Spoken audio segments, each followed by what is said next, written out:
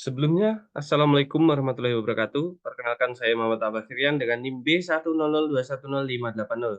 Pada kesempatan kali ini saya akan mempresentasikan mengenai proposal metode penelitian yang berjudul Inovasi SDM dalam Bisnis Kelas Online, membangun tim kreatif untuk menghadapi tantangan industri digital. Lalu yang pertama kami menemukan fenomena gap. Apa itu fenomena gap? Fenomena gap adalah kesenjangan yang terjadi di antara teori dan juga fakta yang ada. Di mana yang pertama saya kutip dari liputan6.com, terdapat keterampilan teknis, gap keterampilan teknis. Saat ini, 170 juta pengguna aktif platform media sosial, laporan Niaga Holster mengungkap 26,09% pemilik bisnis kesulitan menjalankan bisnis online karena persaingan yang ketat. Kemudian 22,83% karena kurang pengetahuan tentang digital marketing. Dan pemilik bisnis yang belum menguasai digital skill akan mengalami kesulitan bersaing di era digital, kata Ayunda. Penjelasan gap keterampilan teknis. Keterampilan teknis yang diperlukan untuk beroperasi di platform online, analisis data, dan juga pemasaran digital mungkin kurang dalam sebuah tim. Memiliki dampak yang berguna untuk memaksimalkan potensi penjualan dan juga visibilitas online. Tanpa keterampilan ini, bisnis mungkin kehilangan peluang pertumbuhan. Kemudian gap yang kedua adalah gap generasi. Dalam hal ini temuan yang kami dapat dikutip dari Rider University, saat ini ada 3 generasi yang sedang mengisi dunia kerja. 3 generasi itu adalah baby boomer lahir 1946 sampai 1964, kemudian generasi X lahir 1965 sampai 1980, kemudian generasi milenial lahir 1981 sampai dengan 1996. Sementara itu, sisanya merupakan minoritas dari silent generation lahir 1928 sampai dengan 1945 dan juga Gen Z atau generasi Z lahir pada 1997 sampai dengan 2012. Dengan alasan lahir pada waktu yang sangat berbeda, tiap generasi ini memiliki karakteristik dan juga pola pikir yang berbeda pula.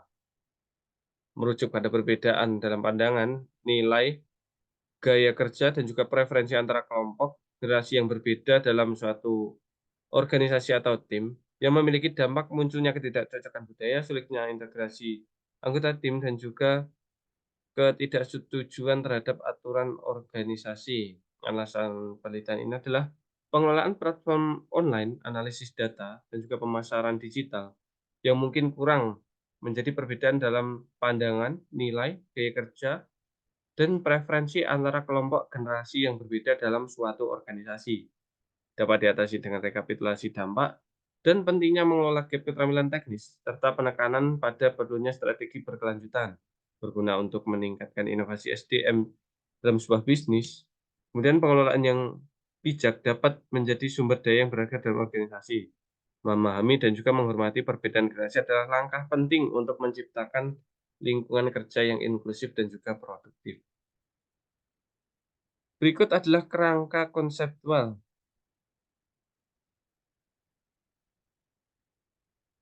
Bisa dilihat sebagai berikut kerangka konseptual atau kerangka kerja dari penelitian ini.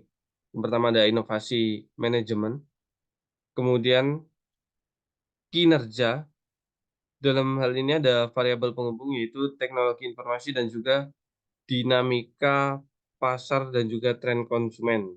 Di mana dalam hal ini inovasi manajemen menjadi variabel independen dan juga kinerja menjadi variabel dependen atau hal yang dipengaruhi. Kerangka konseptual ini mencerminkan hubungan antar variabel yang dapat diuji dan juga dianalisis untuk mendapatkan pemahaman lebih lanjut tentang faktor-faktor yang mempengaruhi keberhasilan bisnis kelas online dalam menghadapi era globalisasi dan juga kemajuan teknologi informasi. Metode penelitian.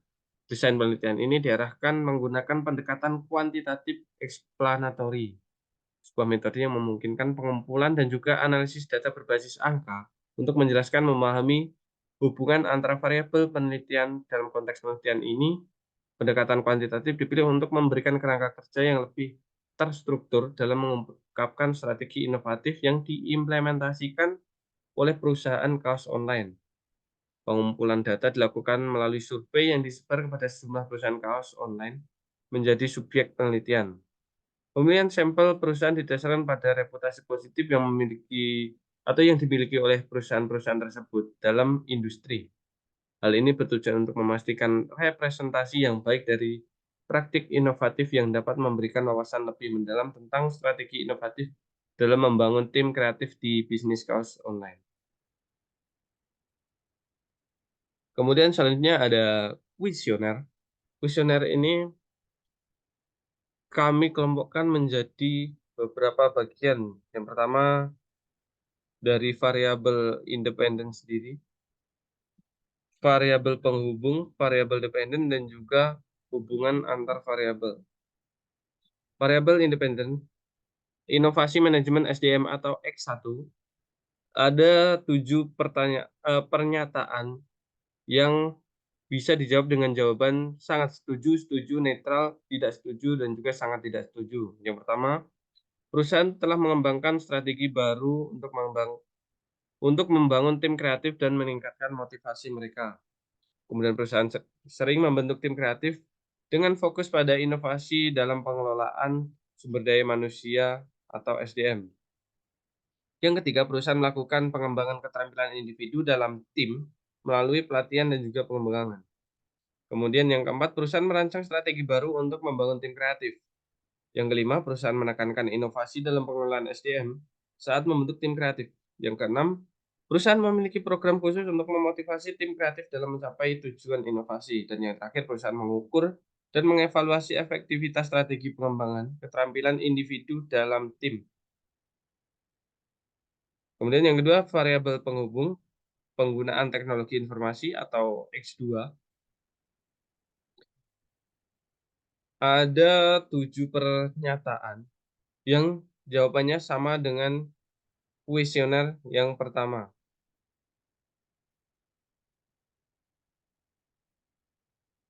Yang pertama ada teknologi informasi membantu meningkatkan popularitas bisnis kasus online perusahaan Anda di mata konsumen. Kemudian yang kedua, pertumbuhan pasar bisnis kasus online Anda telah meningkat selama periode waktu tertentu dengan dukungan dari teknologi informasi. Kemudian yang ketiga, teknologi informasi berkontribusi dalam memberikan keunggulan kompetitif kepada perusahaan melalui inovasi dalam manajemen SDM. Yang keempat, tim Anda menggunakan teknologi informasi untuk merespon tren dan perubahan dalam preferensi konsumen secara efektif. Yang kelima, elemen teknologi informasi yang berperan dalam mempopulerkan produk bisnis online berupa online perusahaan Anda di kalangan konsumen. Kemudian yang keenam, teknologi informasi dapat mengelola data untuk analisis pertumbuhan pasar bisnis online Anda. Kemudian 7, teknologi informasi telah memungkinkan respon yang cepat terhadap tren dan perubahan dalam preferensi konsumen. Semua soal di atas memiliki jawaban yang sama, yaitu sangat setuju, setuju, netral, tidak setuju, atau sangat tidak setuju. Kemudian dari variabel dependen sendiri ada 7 pertanyaan juga. Yang pertama, bisnis kaos online perusahaan kami berhasil mencapai popularitas yang tinggi di mata konsumen tercermin dari peningkatan jumlah pelanggan dan interaksi positif di platform online. Yang kedua, selama periode waktu tertentu, bisnis kaos online kami mengalami pertumbuhan pasar yang signifikan, mencerminkan daya tarik produk dan strategi pemasaran yang efektif. Kemudian yang ketiga, kami berhasil memperoleh keunggulan kompetitif dengan mengimplementasikan inovasi dan manajemen sumber daya manusia, memastikan kinerja dan juga produktivitas yang tinggi. Yang keempat, penerapan pendekatan inovatif dalam manajemen sumber daya manusia seperti pelatihan karyawan berbasis teknologi dan strategi pengembangan bakat untuk mendukung pertumbuhan berkelanjutan perusahaan. Yang kelima, perusahaan secara aktif terlibat dalam interaksi dengan konsumen, mendengarkan umpan balik mereka, dan menyesuaikan strategi bisnis kami agar lebih responsif terhadap kebutuhan dan keinginan pelanggan. Kemudian yang keenam, perusahaan secara teratur melakukan pengukuran kinerja untuk memantau pertumbuhan bisnis kasus online kami, menggunakan metrik yang jelas dan relevan untuk mengidentifikasi peluang perbaikan. Yang ketujuh, kesuksesan bisnis kaos online tercermin dari implementasi strategi pemasaran yang sukses, memperkuat citra merek, dan juga meningkatkan visibilitas online yang pada gilirannya mendukung pertumbuhan pasar yang berkelanjutan. Kemudian kuesioner yang terakhir, yaitu mengenai hubungan antar variabel.